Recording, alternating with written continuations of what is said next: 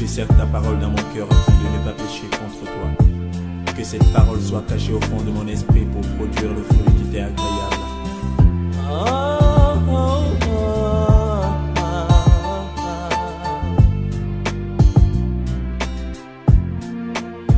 Plus que jamais j'aime ta parole.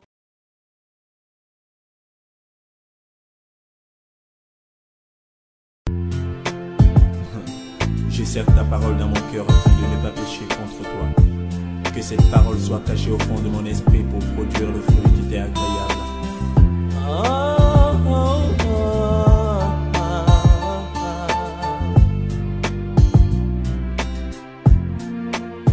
Plus que jamais j'aime ta parole. Merci beaucoup, Pasteur Rodrigue. Merci pour vos diligences habituelles. C'est une grâce que de vous avoir ce temps et malgré vos occupations. Je voudrais remercier mon bien-aimé frère, Dr. Sekebe Gérard, pour sa sollicitude. Il se rend disponible pour l'œuvre du Seigneur et on sent qu'il y a le feu en lui.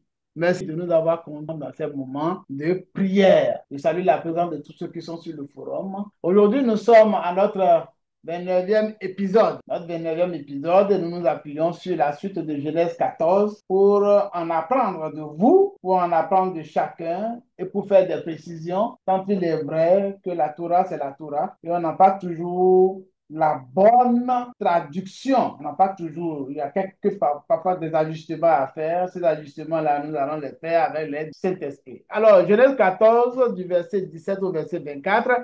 Voici ce qui est écrit. Après qu'Abraham fut revenu vainqueur de Kédor, Laomer et des rois qui étaient avec lui, le roi de Sodome sortit à sa rencontre dans la vallée de Chavé, qui est la vallée du roi. Melchisedec, roi de Salem, fit apporter du pain et du vin.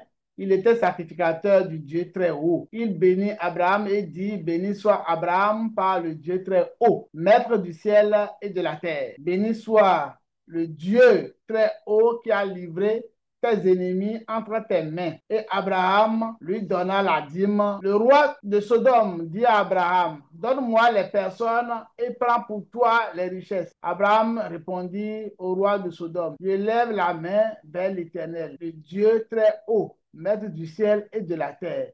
Je ne prendrai rien de tout ce qui est à toi, pas même un fil, ni un cordon de soulier, afin que tu ne dises pas, j'ai enrichi Abraham, rien pour moi. Verset 24, seulement ce qu'ont mangé les jeunes gens et la part des hommes qui ont marché avec moi, Aner, Eshcol et Mamré, eux, ils prendront leur part. Amen. Donc, voilà le texte, que Dieu bénisse sa parole dans nos cœurs. Nous avons essayé, comme à notre habitude, de poser une question centrale qui est la suivante. Quelle attitude ont eu Abraham et les rois de Salem et Sodome suite à la victoire d'Abraham? Et à la suite de cette question principale, nous avons emboîté soutenu cela avec quelques sous-questions. Numéro 1, c'est quoi Salem? Numéro 2, c'est qui le roi de Sodome? Numéro 3, c'est qui Melchisedec? Numéro 4, qui a donné le pain et le vin? Numéro 5, qui a donné la dîme à qui? Numéro 6, qu'est-ce que Abraham a pris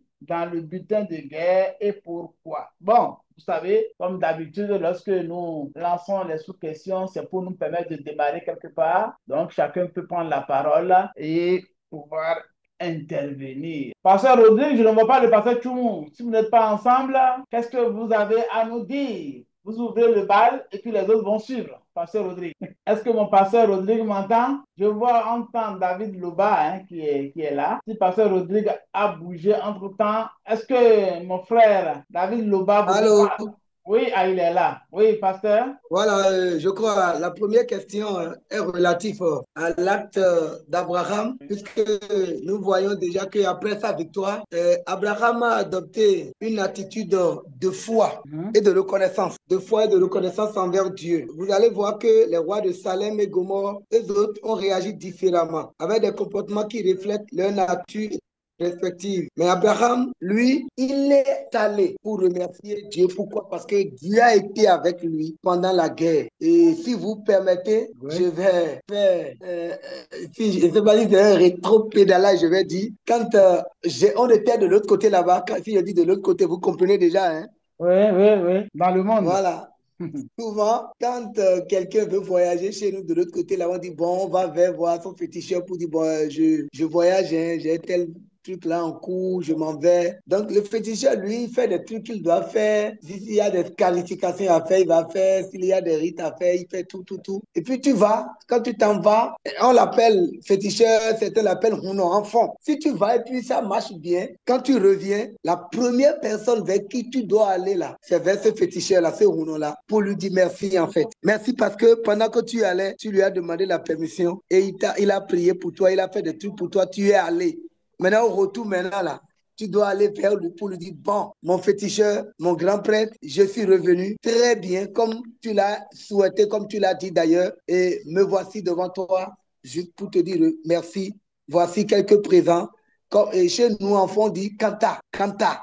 Voici quelques présents.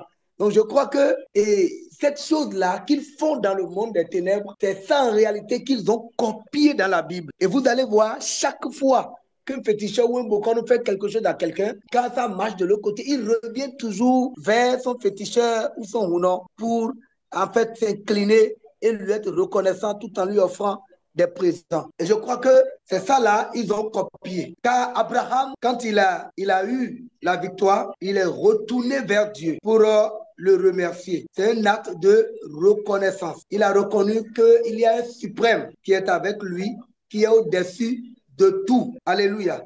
Amen. Et de l'autre côté, vous avez demandé, c'est quoi Salem? Oui. Et je peux dire que Salem, en réalité, si nous considérons la Bible, Salem est un nom de lieu qui devient Jérusalem, plus précisément au temps d'Abraham et de Melchisédek, le roi prêtre. Ainsi donc, Salem est une forme ancienne du nom de Jérusalem, avant qu'elle ne soit appelée Jébus. Le nom Salem qui signifie paix ou saint et sauf, est utilisé dans Genèse 14, 18. Vous allez voir, comme nous l'avons vu, dans Genèse 14, verset 18, où il est écrit, je rendrai, excusez-moi, Genèse 14, 18, il dit, Melchisédek, roi de Salem. Voilà, Melchisédek, roi de Salem. Maintenant, parlant de Melchisédek, parce que les questions sont nombreuses, Melchisédek, lui, c'est qui? Je crois que c'est la question qui nous est posée également.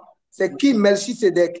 Oui. Melchisédek, si nous voyons très bien, nous allons voir que dans la Bible, Melchisédek est un personnage qui apparaît brièvement dans le livre de la Genèse, où il est présenté comme le roi de Salem et le prêtre du Dieu très haut. Et c'est lui qui a rencontré Abraham après sa victoire contre les rois qui étaient en coalition et l'honore avec du pain et du vin. Il a honoré avec du pain et du vin. Mais dans le Nouveau Testament, il est souvent présenté comme un type ou une préfiguration du Christ. Sinon, j'allais vous poser la question, nous poser la question, qui était digne de recevoir la dîme? Qui était digne de recevoir la dîme des mains de Abraham? Qui était digne de bénir Abraham? Puisque quand il a reçu la Bible, déclare il bénit Abraham et dit, béni soit Abraham par le Dieu très haut. Verset 19, béni soit Abraham par le Dieu très haut, maître du ciel et de la terre. Alléluia.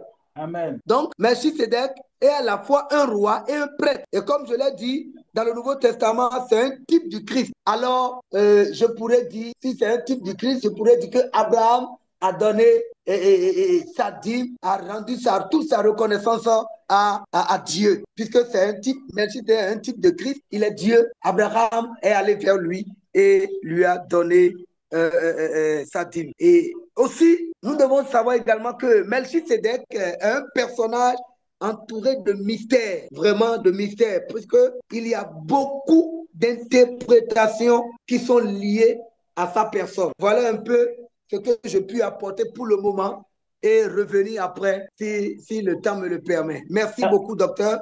Merci, que le Seigneur vous bénisse. Amen, merci, Okay. pasteur. Merci. Docteur, je pourrais en même temps faire passer quelques contributions. Bien sûr, mon prénom. D'accord. Allez-y, docteur. Très bien, merci beaucoup. Et dans l'ordre, Oui. la question principale, c'est quelles sont les attitudes, c'est ça, hein?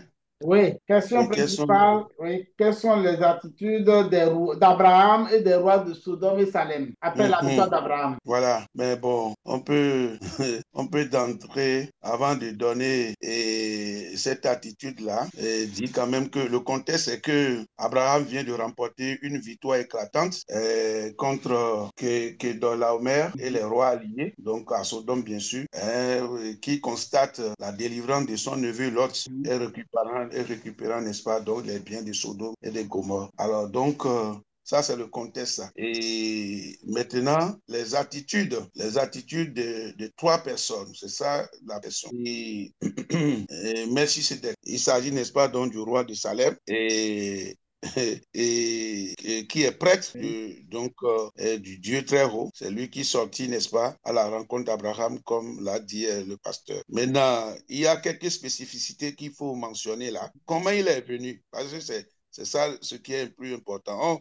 On connaît qu'il est roi, Salem, et puis prêtre de Dieu très haut. Je voudrais informer le docteur et puis tous ceux qui sont connectés que en Israël, en ce moment-là, il y a trois personnages clés. Trois personnages clés. Il y a le sacrificateur, il y a le roi et puis il y a le prophète. Très souvent, le sacrificateur, lui, peut être prophète, mais aucun sacrificateur n'est roi. C'est ça le paradoxe ici. Donc, aussi, parce que vous pouvez avoir Samuel, il est prophète, il est sacrificateur et bien d'autres. Mais vous ne pouvez pas voir un roi, quelqu'un qui est et qui a la foi sacrificateur. Donc, c'est des fonctions séparées. Mais on constate ici que Melchisedec, lui, cumule la royauté et la sacrificature. Donc, ça, c'est un élément important. Maintenant, qu'est-ce qu'il fait? Il apporta paix et du vin, signe d'hospitalité et de subsistance.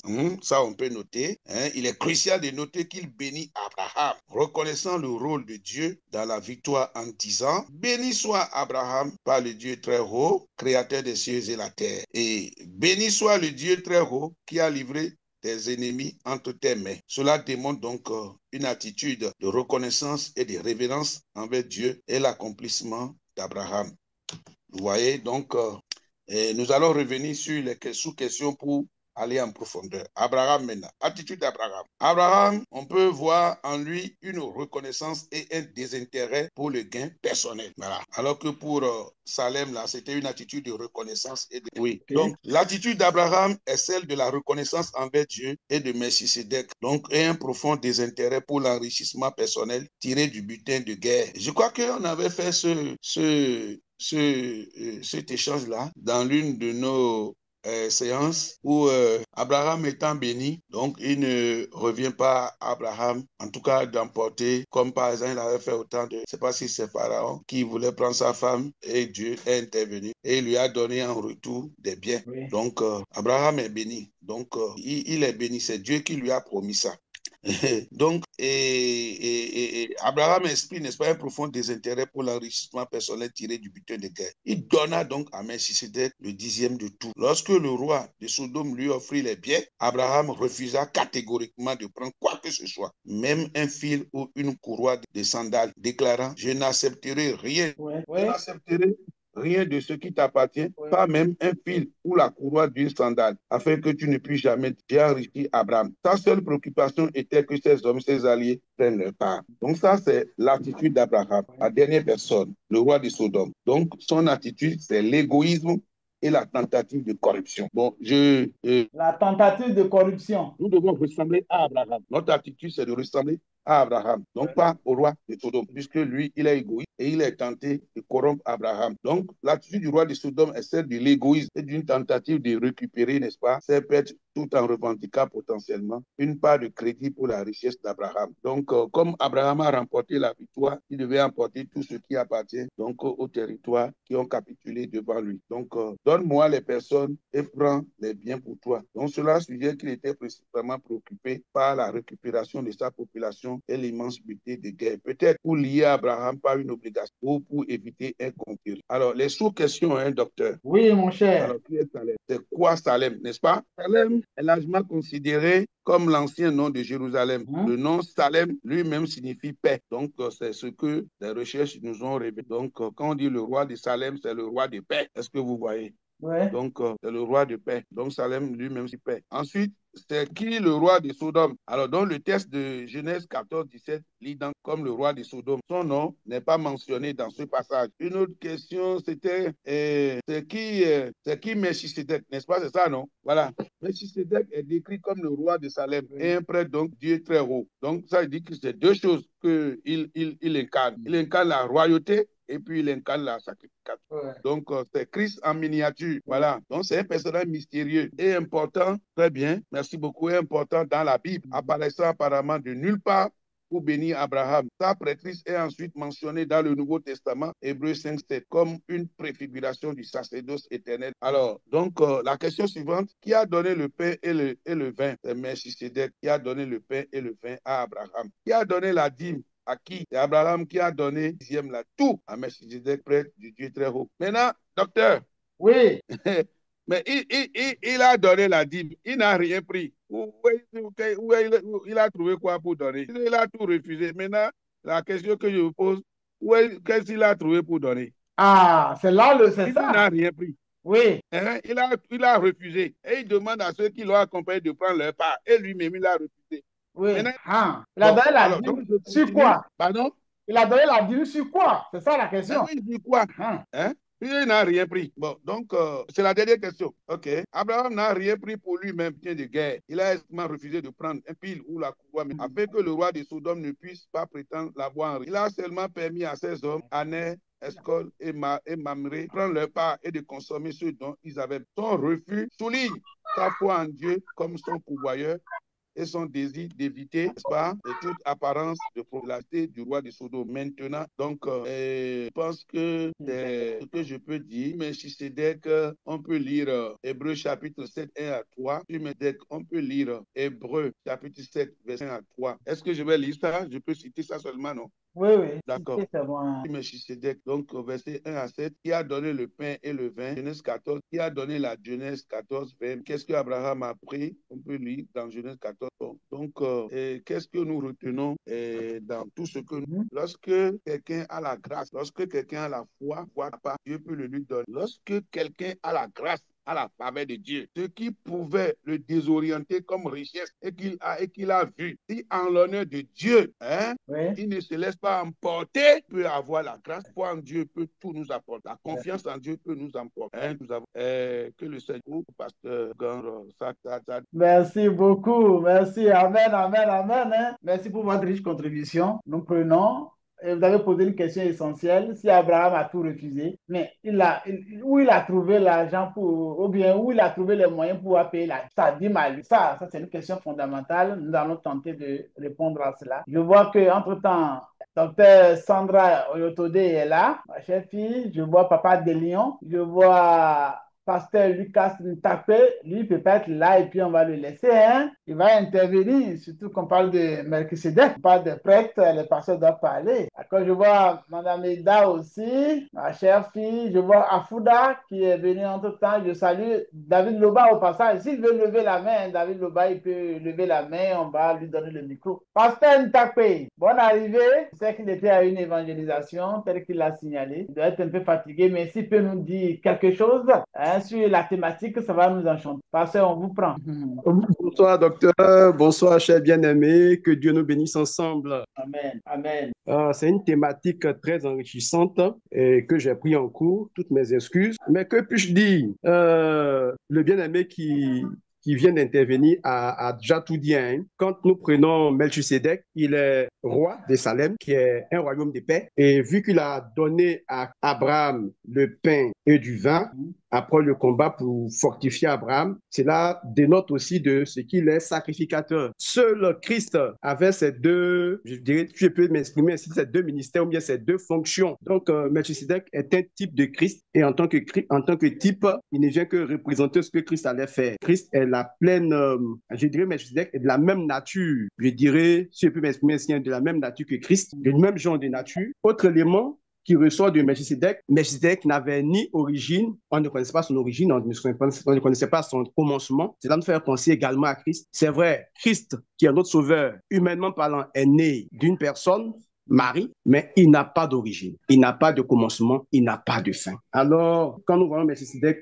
nos regards doivent être tournés vers la personne de Christ. Nos regards doivent être tournés vers l'œuvre que Christ a accomplie. C'est une œuvre qui est complète, c'est une œuvre qui est parfaite, et cette œuvre-là peut nous apporter effectivement, et nous apporte effectivement la paix, mais en même temps nous apporte le repos. Si nous sommes épuisés en chemin, cette œuvre est capable de donner le repos, parce que c'est Jésus seul qui a pu dire, venez à moi, vous qui êtes fatigués et chargés, je vous donnerai du repos. Aucune personne dans ce monde n'a pu le dire. Alors, attachons-nous à Christ. En même temps, je voulais toucher un autre élément qui est la question du bien-aimé, où Melchisedec, où Abraham a eu tous ses biens. Effectivement, quand on lit, on ne fait pas attention dans les interprétations qu'on a entendues à l'église. On nous dit c'est butin de guerre, mais aujourd'hui, je pense que je dois faire une recherche approfondie pour savoir si c'est vraiment le butin de guerre. Je dois faire une recherche pour voir si c'est vraiment le butin de guerre. Puisque Abraham a triomphé de plusieurs rois. Or, dans leur époque, à leur époque, quand quelqu'un remporte la victoire, il prend tout dans tout ce qu'il a, tout ce qu'il retrouve comme bien, comme bête,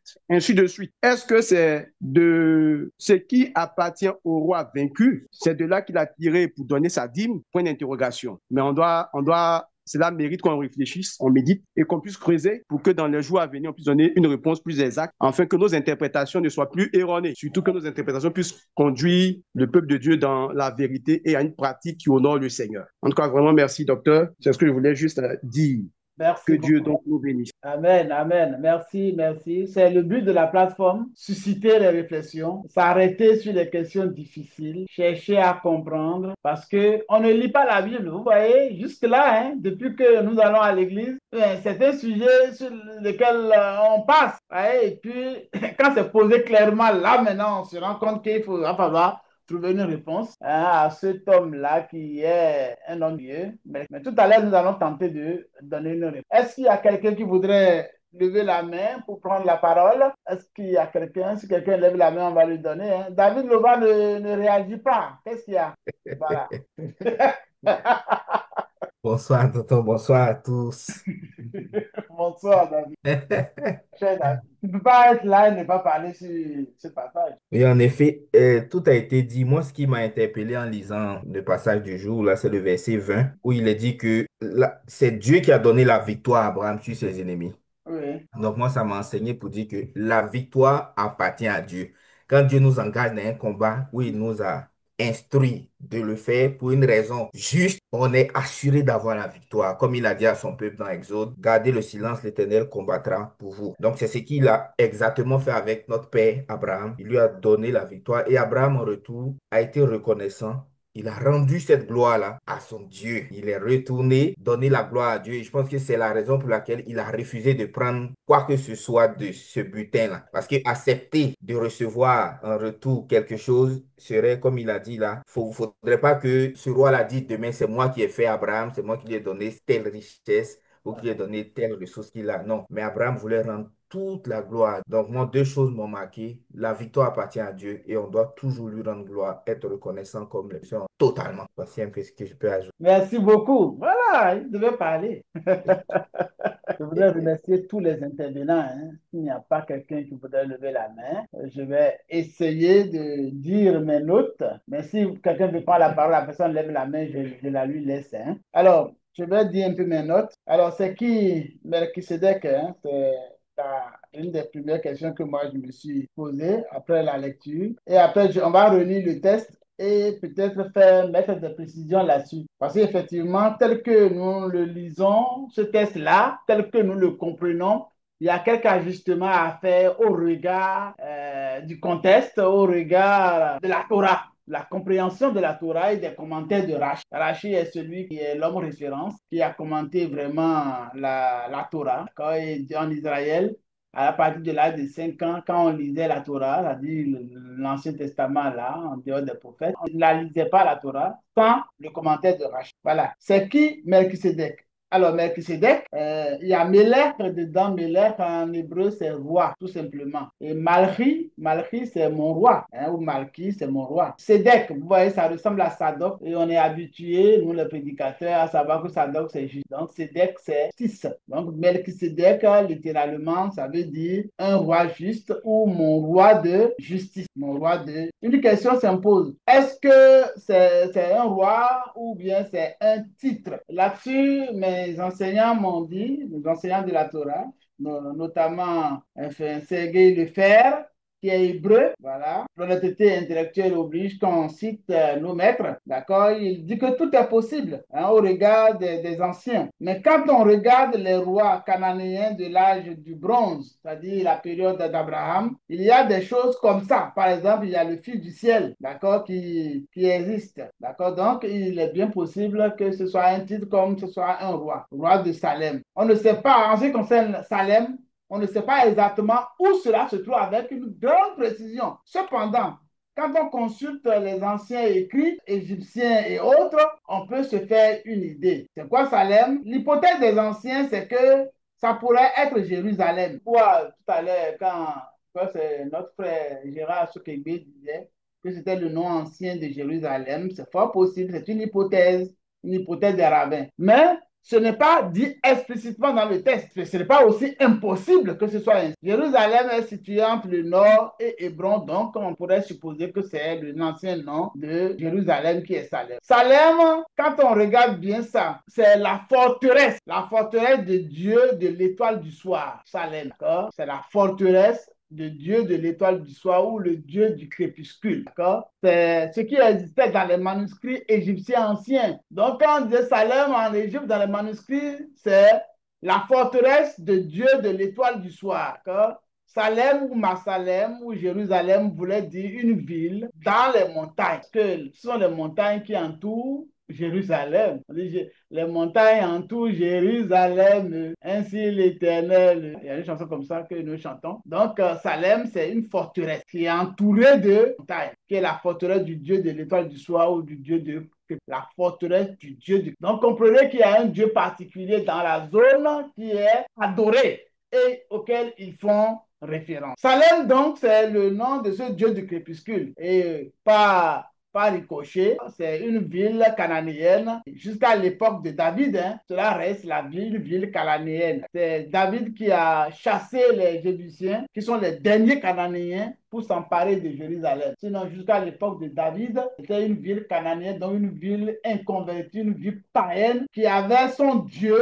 le Dieu du crépuscule, le Dieu de l'étoile du soir. Voilà Salem, quand on consulte les manuscrits égyptiens, quand on consulte les commentaires de la Torah, la Bible hébraïque, l'original. OK? Bon, maintenant, c'est quoi Sodome? Sodome, nous avons eu des précisions sur ça, puisqu'on sait que c'est la ville où le péché a abondé quelque temps après, au point où ça a fâché l'Éternel et il a décidé de le punir, de le juger. Et ça a suscité l'intercession d'Abraham. Donc, on sait que Sodome, c'est une ville vraiment païenne. Et quand c'est comme ça, Dieu peut aussi l'exposer à des guerres, d'accord, et permettre qu'Abraham aille la délivrer, cette ville-là ou ce pays. Alors, j'ai noté encore comme question, quels sont les cadeaux, quels sont les cadeaux reçus? Oui, effectivement, ce qu'on doit dire tout de suite, avant de pouvoir aborder les cadeaux, je vais retourner dans le texte de base et nous allons le relire ensemble et faire quelques précisions. Donc, ça commence à parler du verset 17. Si vous avez vos Bibles, vous prenez ça et nous allons essayer de parcourir un peu cela ensemble. Mais avant le verset 17, je dois revenir un peu en arrière pour parler du verset 14. Dans le verset 14, vous allez voir qu'il est parlé on a dit jusqu'à Dan. Vous savez que Dan, c'est le petit-fils d'Abraham. Mais déjà ici, on mentionne son nom au verset 14 du chapitre 14, si mon souvenir est bon. D'accord? Donc, Dan, c'est le petit-fils d'Abraham. Donc, en fait, on ne devait pas mettre Dan ou alors l'auteur ou le narrateur anticipe sur la naissance d'un petit-fils. Parce que la zone prend le nom du petit-fils d'Abraham. Il serait préférable de marquer jusqu'au nord. Voilà, jusqu'au nord. C'est une précision, parce que la zone est située au nord. Okay? Bon, alors, je reviens sur le verset 17. C'est après qu'Abraham fut revenu vainqueur de Kédor, Laomer et des rois qui étaient avec lui, le roi de Sodome sortit à sa rencontre dans la vallée du Chavé, qui est la vallée du roi. Jusque-là, il n'y a pas d'apport que je puis faire. Mais à partir du verset 18, je peux. Melchisedec, roi de Salem, nous savons maintenant c'est quoi Salem. On sait que c'est une ville cananéenne qui est entourée probablement de montagnes. Voilà, d'accord? Donc on admet aussi que c'est l'ancienne ville de Jérusalem, mais entourée de montagnes. C'est une forteresse. Et ça porte aussi le nom du crépuscule des Cananéens. Okay? Donc Melchisedec, roi de Salem, qui apportait du pain et du vin, et il était sacrificateur du Dieu très haut. Alors là, il y a une précision de taille. Vous voyez, quand nous lisons ça comme ça en la version française, du Dieu très haut, nous pensons du coup qu'il s'agit de notre Dieu. Or, ici, il s'agit du Dieu des Cananéens, que les Cananéens appelaient le Dieu très haut. C'est elle, Dieu. Pour eux, elle, c'est le Dieu, c'est le Dieu du crépuscule. C'est leur Dieu à eux qu'ils considèrent comme étant le Dieu très haut. Vous voyez, dans le contexte, ce n'est pas visible, mais c'est très important de préciser qu'ici, il était sacrificateur du Dieu très haut. Là, le Dieu très haut, là, c'est le Dieu des Cananéens. C'est de ça qu'il est question dans les commentaires de la Torah. Donc, on précise que c'est le Dieu très haut des Cananéens. Il bénit Abraham et dit, béni soit Abraham, le Dieu très haut. Toujours là, il est en train de faire référence à son Dieu à lui. Il est en train de faire référence au Dieu des Cananéens. Puisqu'il est le roi de Salem. Et il ne connaît pas un autre Dieu en dehors de son Dieu à lui, qui est le Dieu du crépuscule. Vous voyez? Mais quand on lit dans nos Bibles en français, on ne perçoit pas ça. Et il dit qu'il est le maître du ciel et de la terre. Vous voyez? Donc c'est Melchisedec qui dit que son Dieu à lui, Dieu du crépuscule, est maître du ciel et de la terre. Il fait une sorte d'affirmation, un peu comme chez nous, dans nos cultures, nos parents, quand égarés, derrière l'idolâtrie, considèrent que leur Dieu est Dieu très haut, voyez-vous. Bon, alors, il dit, béni soit le Dieu très haut, qui a livré tes ennemis entre tes mains. C'est toujours Melchisedec qui dit ça. Donc il dit, béni soit le Dieu très haut. Il parle toujours de son Dieu. Il parle toujours de son Dieu. Béni soit le Dieu très haut qui a livré tes ennemis entre tes mains. Et Abraham lui donna la dîme. Alors, ici, une précision de taille. Dans la version hébraïque, il n'est pas dit que c'est Abraham qui a donné la dîme. Et c'est là que ça rejoint la question du docteur Sokebi Girard. Et ça rejoint la problématique que pose le pasteur Lucas. Dans la version originale, dans la version hébraïque, on a dit, il donna la dîme de tout. Il lui donna, ou il donna à lui la dîme de tout. On n'a pas dit que c'est Abraham qui a donné à Melchisedec la dîme de tout. Et il lui donna. Qui a donné à qui? On ne sait pas. Donc, en réalité, là, on a écrit Abraham dans nos Bibles et on nous a orientés, déjà dans la version française, on nous a tellement orientés que nous n'avons pas d'autre choix que de penser ça. Le mot hébraïque, c'est il. De telle manière que les rabbins ont fait deux hypothèses. Je vais y revenir tout à l'heure. Mais il convient de souligner ça. Là où c'est écrit Abraham, là, mieux vaut mettre il pour coller avec la version originale, la Bible hébraïque. D'accord? Il lui donne la Bible. Alors, le roi de Sodome dit à Abraham, donne-moi les personnes et prends pour toi les richesses. Donne-moi les personnes et prends pour toi les richesses. Abraham répondit au roi de Sodome. Et là, ça a tout son poids. Je lève la main vers l'Éternel. Vous voyez ici, il dit que lui, il lève la main, non pas vers elle, le Dieu des Cananéens, mais lui, il lève ses mains vers l'Éternel, le Dieu Yod-Hé-Vav-Hé. Vous avez vu le contraste? Les autres, quand il lui parlait de son Dieu à lui. Et il est en train de dire que c'est son Dieu qui a donné la victoire à Abraham. Mais Abraham dit non. Après l'intervention du roi de Sodome, d'accord? Il dit non. Que lui, il lève ses mains vers l'Éternel. L'Éternel, c'est Yod-Hé-Vav-Hé, qui a été traduit à travers la version 70, en l'Éternel. Le Dieu je suis. Le Dieu qui est, qui était et qui sera. Le Yictol, le Dieu même du futur. D'accord? Donc, le contraste est là.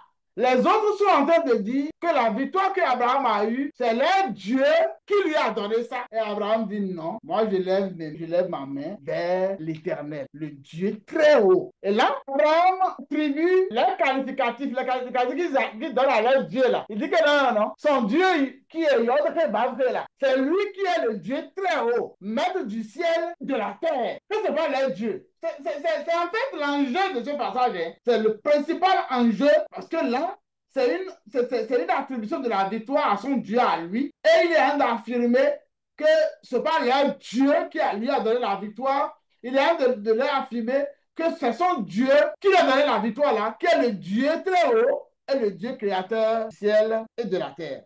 Ça, c'est un enjeu important. Voilà les précisions que j'avais voulu apporter. Je n'ai pas d'autre chose à travers les versets. Je vais maintenant descendre dans mes apports avant de vous laisser la parole éventuellement si vous avez quelques apports Alors, on a bien vu qu'il y a des cadeaux qui ont été offerts. Melchisedec, lui, il a apporté du pain et du vin. Oui, ça, il n'y a pas autre chose. Alors, le pain, ici, bon, comme commentaire, hein, on sait que ça nous permet d'avoir de la substance pour pouvoir manger. Docteur, Oui. et j'ai lu quelque part que déjà le pain Oui. et le vin, on connaît que le Seigneur les avait utilisés pour le dernier repas avec les disciples. Oui. Donc, en donnant du vin et puis du pain à Abraham, c'est déjà une manière de communier avec lui. Oui, j'en arrive. Voilà. J'en arrive. D'accord, ok. J'en arrive. Ok, je vous laisse. Ouais, donc, on parle du pain, substance. C'est comme pour dire, vous avez travaillé, alors mangez.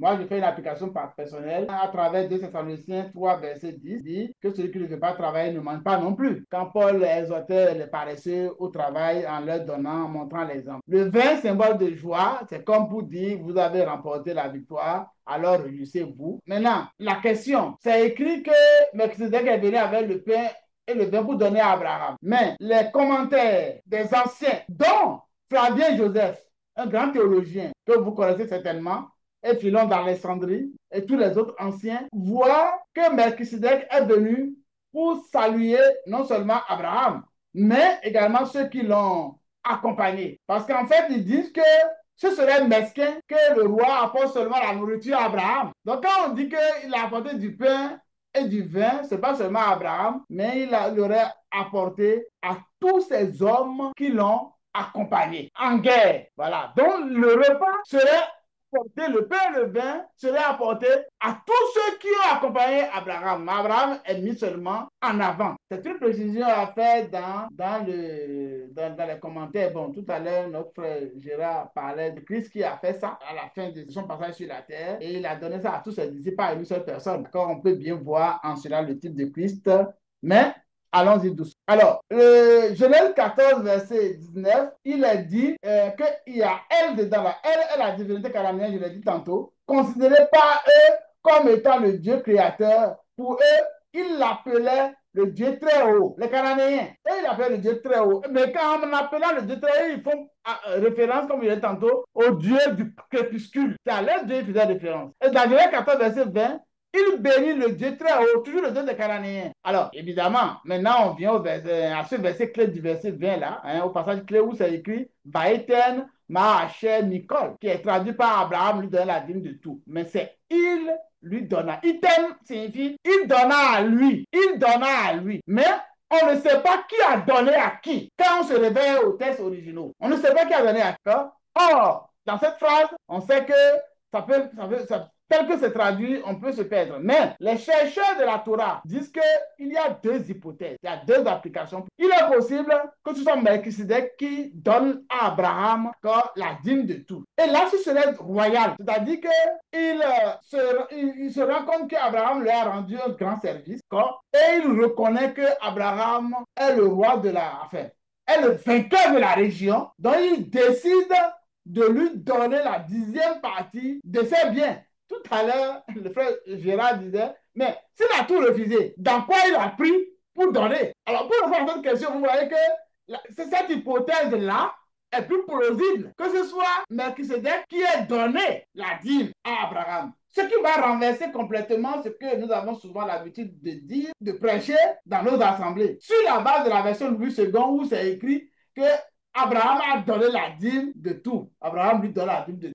Il lui donna, mais qui a donné à qui? Il est possible que ce soit Melchizedek qui est donné. Deuxième hypothèse des rabbins. Ou bien, si c'est Abraham qui a donné la dîme de tout, ce serait dans quel? Ce serait dans le but de le remercier pour le pain et le vin qu'il a apporté à toutes entre les 318 personnes et les rois alliés qui l'ont accompagné. Donc, il se dit, bon, comme on a eu un butin, voilà, un dixième, il faut prendre. Voilà. Ça aussi, c'est possible. Bon, le paradoxe, peut-être que quand il a donné le 10e, là, le reste, il a remis à Sodome, au roi de Sodome et Gomorre. Puisqu'il a dit que je ne prendrai rien pour moi-même. Ça, cette hypothèse-là est possible. Il est possible qu'Abraham ait donné la dîme à Melchizedek, quand c'est possible, en contrepartie de la nourriture, le pain et le vin qu'il lui a apporté. Sur la base de cette interprétation, il sera difficile d'affirmer que c'est là que la dîme est née. Nos versions Louis II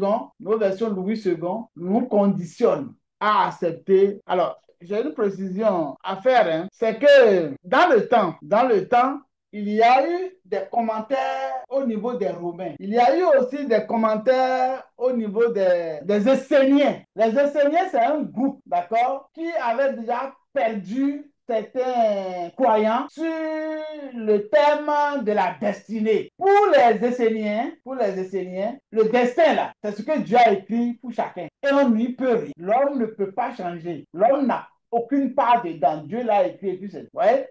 Et c'est cela que certains suivent jusqu'à aujourd'hui, les chrétiens, pour dire qu'on ne peut pas perdre le salut. Dieu a déjà écrit le salut pour certaines personnes. C'est une erreur fondamentale. Ils définissent mal le destin. Et le destin, selon la Bible, ne doit pas s'appeler destin comme les Esséniens l'ont écrit ou comme nos dictionnaires l'écrivent. Dans la Bible, ce qui est vrai, c'est la providence. C'est la providence. Et la providence veut dire que Dieu a sa part et l'homme a sa part. Et c'est le point de vue des pharisiens. Et vous savez que Jésus était plus proche des pharisiens que des Sadducéens et autres. C'est pourquoi il discutait beaucoup avec. Et même si vous regardez le Nouveau Testament, je n'ai pas les passages en tête, mais c'est facile à retrouver, hein. C'est écrit que Jésus a apprécié les pharisiens. Et même Paul était un pharisien. Tout ce qu'il fallait corriger, il a corrigé à sa conversion. Donc, c'est une erreur fondamentale. Bon, maintenant, ici, les Esséniens et les Romains ont fortement influencé en orientant les choix. Et c'est ce que l'auteur aux Hébreux a eu à choisir. L'auteur aux Hébreux, il y en a qui attribuent l'Hébreu à Paul et il y en a qui ne lui attribuent ça. Ils disent qu'il est inconnu. Ça, vous le savez. Donc, les deux hypothèses sont bien possibles. Alors, Abraham a dit ceci: je ne prendrai pas un fil, même quelque chose d'insignifiant, pour que personne ne dise qu'il a enrichi Abraham. Je ne veux pas devoir à un homme, à un Dieu quelconque, si ce n'est Yahweh, si ce n'est, je vais dire YHWH, si ce n'est le Dieu Hachem. Voilà. Donc voilà les grands enjeux de ce passage. Alors, dans Abraham se joue complètement les désintéressés, ainsi que notre Seigneur nous le recommande. Il dit, il veut être à part, il veut rester à l'étranger. Et vous savez que notre Seigneur Jésus, quand il nous a envoyés en mission pour racheter les âmes, pour sauver des gens, il a dit, allez prêcher et dites, le royaume des cieux est proche. Guérissez les malades, ressuscitez les morts, purifiez les lépreux, chassez les démons. Vous avez reçu gratuitement, donnez aussi gratuitement. Ne prenez ni or, ni argent, ni dans vos ceintures, ne prenez rien, ni or, ni argent, ni monnaie dans vos ceintures. Alors, ceci dit, même si Melchisédek, du point de vue de la Torah, paraissait comme un roi et en même temps comme un prêtre, il était roi, il était prêtre dans le type de Christ, il est possible de le considérer comme le type de Christ, je vais dire. Vous savez que dans l'Ancien Testament, il y a eu par exemple Cyrus qui était un roi païen, qui a facilité les tâches à Israël, que Dieu lui-même a appelé son serviteur. Il a appelé son serviteur, ce Dieu l'a utilisé. Et même le nom de Cyrus avait été annoncé plusieurs siècles avant, avec précision. Et effectivement, le rôle qu'il a eu à jouer après a confirmé les prédictions des prophètes qui l'ont précisé. Au total, les enjeux du passage, c'est qu'il y a deux groupes. Il y a Abraham et les autres font référence à leur Dieu, le Dieu du crépuscule. Et pour eux, dans leur mentalité, ils sont en train de dire, c'est notre Dieu qui a donné la victoire. Abraham dit non. Moi, mon Dieu, là, c'est le Dieu Yodré, Babré.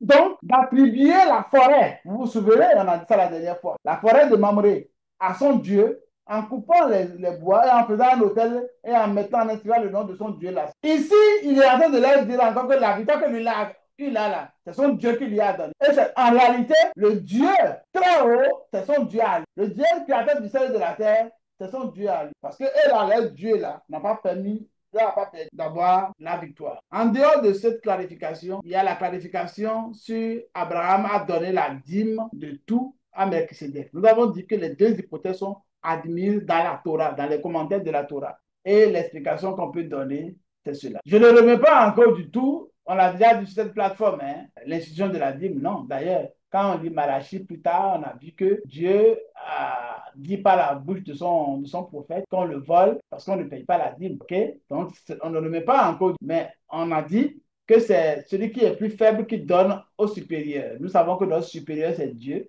à qui nous devons allégeance et à lui, nous devons la dîme.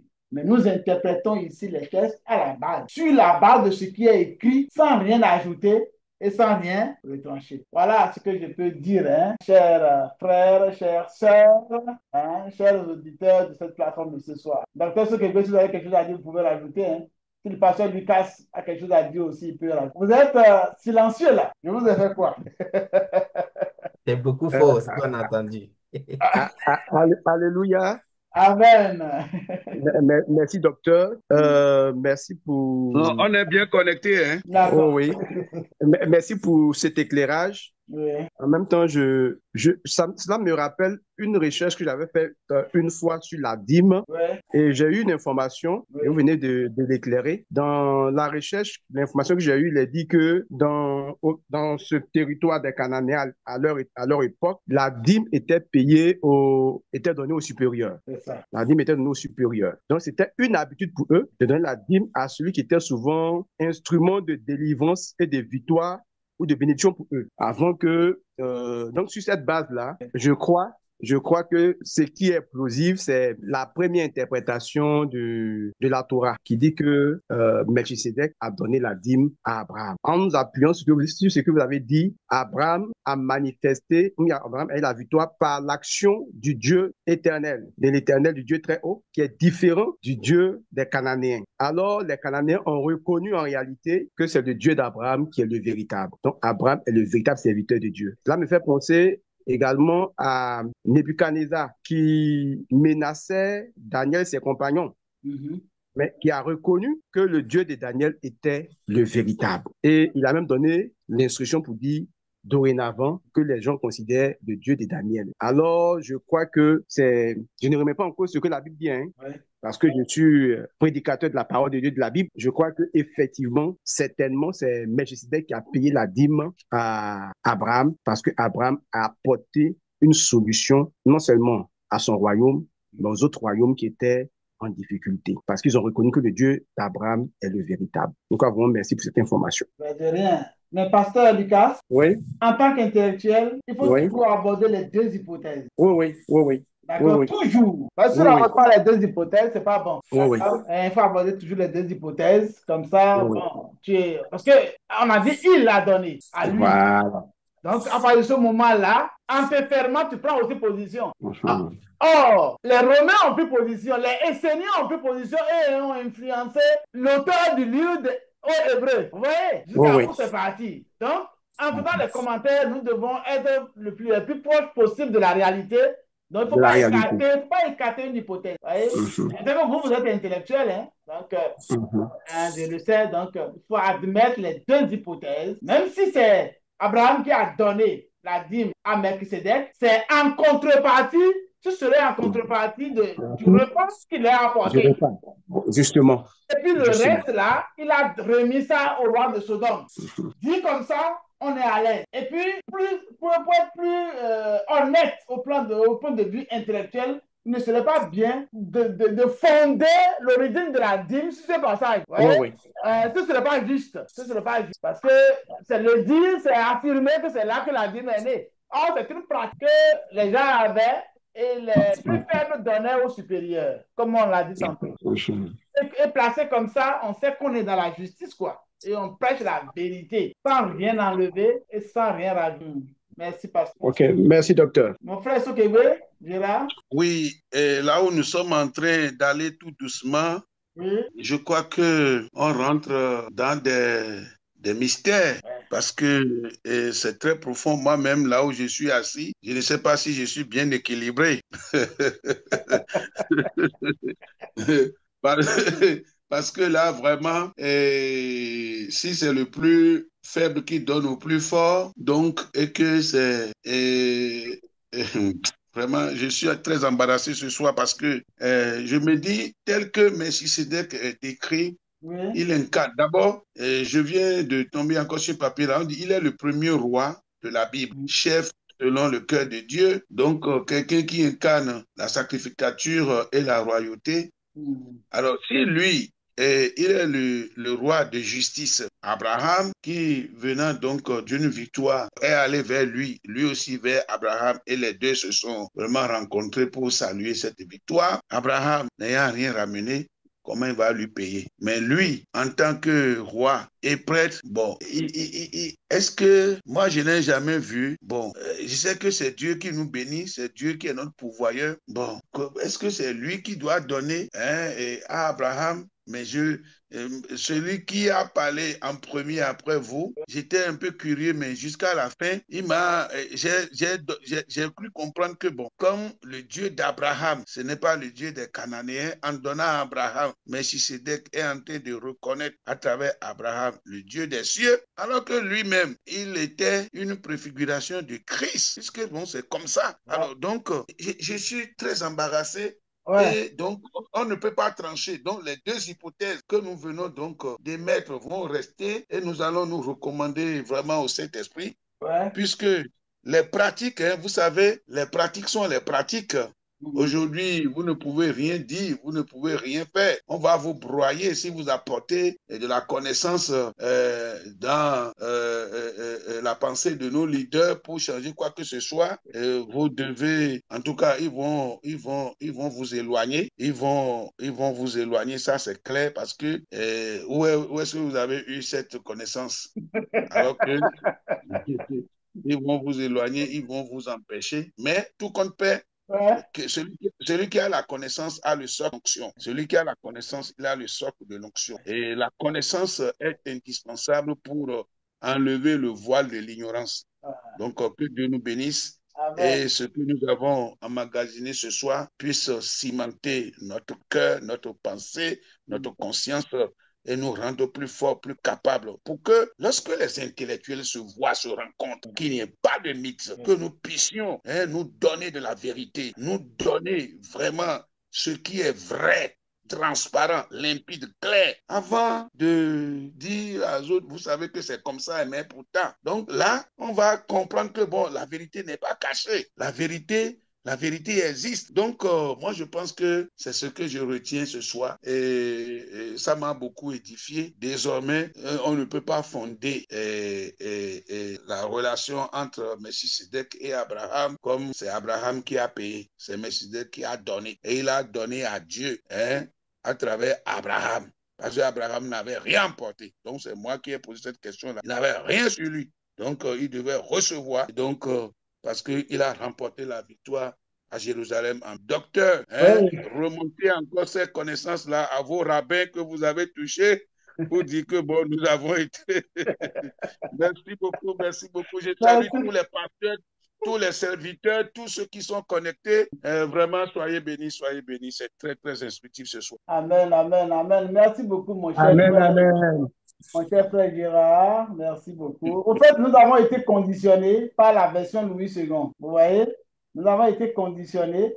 Quand c'est écrit déjà qu'Abraham a donné la dîme de tout, vous voyez qu'on est conditionné. Et nos commentaires sont orientés. Vous vous souvenez, quand on était en train de parler de la création de la femme, vous vous souvenez qu'on avait dit que dans nos Bibles, c'est écrit que Dieu a pris une côte sur l'homme. Alors qu'en fait, ce n'est pas une côte que Dieu a pris. Dieu a pris une partie de l'homme, un pan de mur pour bâtir la femme. Dans le texte original, c'est ça. Mais comme on a écrit côte, nous avons développé des enseignements. C'est parce qu'il y a eu choix, il y a eu orientation, que parfois il y a eu des commentaires jusqu'à ce que, bon, il y a des pasteurs qui ont dit, nous aussi on a dit, que bon, Dieu a créé, a pris de la côte. Docteur, oui. Docteur. Oui. Mais vous savez, je suis en train de parcourir, j'ai vu Parole de vie, j'ai vu version vie quoi là, la Bible, vie nouvelle, non? J'ai plusieurs versions de la Bible, mais vraiment, vous savez que si celui qu'on écoute n'a pas la vérité, tous ceux qui l'écoutent seront dans le mensonge. C'est ça le problème. Tout dépend de la version centrale. Au départ, le Bible a été traduit à partir de la Septante. Vous comprenez? La Septante est la base. C'est un problème. Oui. La version Parole de vie dit Abraham lui donne le 10e de tout ce qu'il a ramené de la guerre. Oui. Mais vous avez dit qu'Abraham n'a rien pris. Il a ramené quoi? Ça. Et vous avez posé la question. Je sais que vous allez poser la question. La version vie nouvelle dit Abraham lui donna la dîme. Je ne sais pas si je vais prendre encore autre version. Mais donc, c'est une option. C'est-à-dire qu'ils ont pris l'option pour dire que c'est Abraham. Je vous ai lu, hein. La version en hébreu, c'est pas Abraham. Abraham en hébreu, c'est Abraham. Vous voyez? C'est pas ça. C'est écrit il donna à lui la dîme de. Donc, je ne sais pas qui a donné à. En tant que bon intellectuel, je sais que vous me comprenez bien que on est obligé de travailler par hypothèse. C'est ce que les anciens ont fait. Et voilà les explications qui sont données dans la Torah. Et l'explication après, on dit que c'est une prise de position par les Romains qui fait que, bon, il y a eu certains commentaires. Ce sont les Esséniens qui ont transformé Melchizedek en un ange céleste hein, qui adorait, voilà. C'est les commentaires d'après qui ont influencé. Et certains, les gens ont été influencés et puis ils ont... Donc, restons simples. Mais je préciserai que Melchizedek, étant roi et sacrificateur et prêtre, il peut être bien pris comme le prêtre. Enfin, comme le type de prix. Ça, là, il ne faut pas avoir ce cachet-là. Il peut être pris. Comme Cyrus, dont je vais donner l'exemple. Donc, il ne faut pas faire, voilà. Cyrus qui est le roi de Perse. Voilà, c'est ça. Oui, oui. Et que Dieu appelle même son nom. Voilà. Comment un païen Dieu l'appelle. Exactement. Donc, Dieu est un Dieu de grâce. Voilà, c'est ça. Voilà. En tout cas, merci pour la qualité de votre écoute. Je suis très content de vous avoir écouté. Moi aussi, j'ai noté des choses. D'accord, nous allons essayer de voir comment mettre ça en ligne pour que cela puisse édifier les uns et les autres. Notre objectif, c'est de venir semer. Notre objectif, c'est de venir nous parfaire. Notre objectif, c'est de venir contribuer à l'édification et au salut de l'humain. La plateforme de la bonne semence, la fondation de la bonne semence, c'est votre plateforme. Merci pour la qualité de votre écoute. Je voudrais vous dire shalom et disons bon culte demain. Oui, mais docteur. Oui. Il faut donner la parole à Maman Sandra qui est connectée et on va essayer de gangériser aussi la séance. Hein? Oui. Allez, Dame Sandra, ma chère fille, il faut prier pour la fin. Elle est désirée par le doyen Sokebi Gérard. Est-ce qu'elle m'écoute? Est-ce que Sandra, Dr Sandra est en ligne? Il est possible qu'elle ait bougé. Hein? Il est possible qu'elle ait bougé. Peut-être qu'elle est médecin. Donc, très bien. Donc, je peux prier pour la fin, comme vous avez commencé. Seigneur, je voudrais te rendre grâce. Merci de nous avoir conduits dans cette séance que nous avons eue. Tu nous as accompagnés. Tu as permis que nous puissions approfondir, que nous puissions comprendre davantage ta parole. Merci. Merci pour la contribution des uns et des autres. Bénis chacun et permets que nous puissions avancer avec toi, que nous puissions propager l'évangile, le vrai évangile, sans ajouter et sans retour. Que ton nom soit béni d'éternité en éternité au nom de Jésus. Amen. Amen. Amen. Ouais. Bonsoir, bonsoir, bonsoir à chacun. Bye bye. Bye bye. Bye bye. Parce que ça c'est plus de ce fan. Je serre ta parole dans mon cœur afin de ne pas pécher contre toi. Que cette parole soit cachée au fond de mon esprit pour produire le fruit qui t'est agréable.